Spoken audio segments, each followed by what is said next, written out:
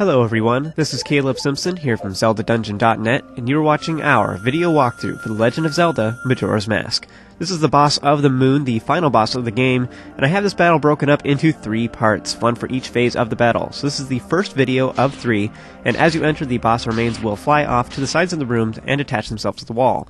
Afterwards, our nemesis itself will then detach from the wall ahead and begin the battle with Majora's Mask.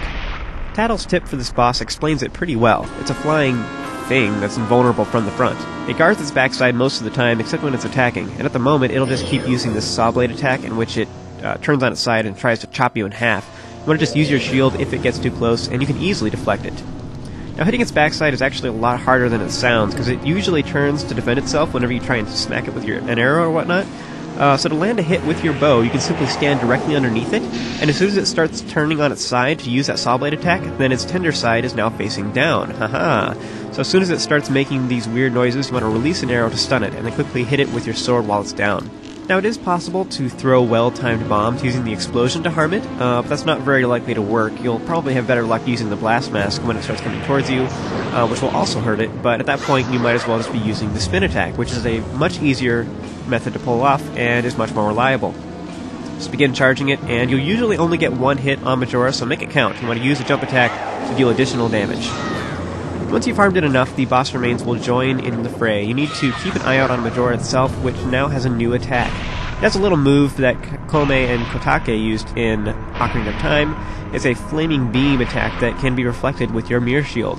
I highly recommend you take advantage of this to kill the boss remains. You can simply Z-target them while walking towards them, and it will burn them to a crisp, which is awesome. You can also use the fire beam to reflect the attack directly at the mask itself, but you have to be positioned just right for it to work, and it's kind of fickle and only does it sometimes. You want to keep strafing to avoid the boss remains orb's attacks, because they'll be attacking the whole time as well.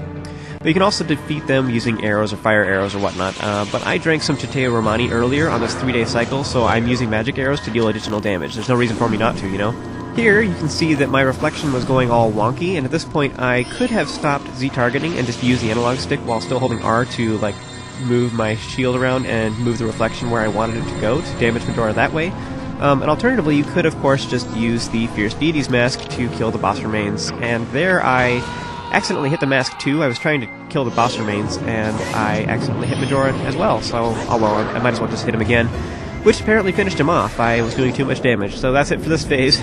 So join me for the next video where I will continue beating the boss to a pulp. Bam. See ya.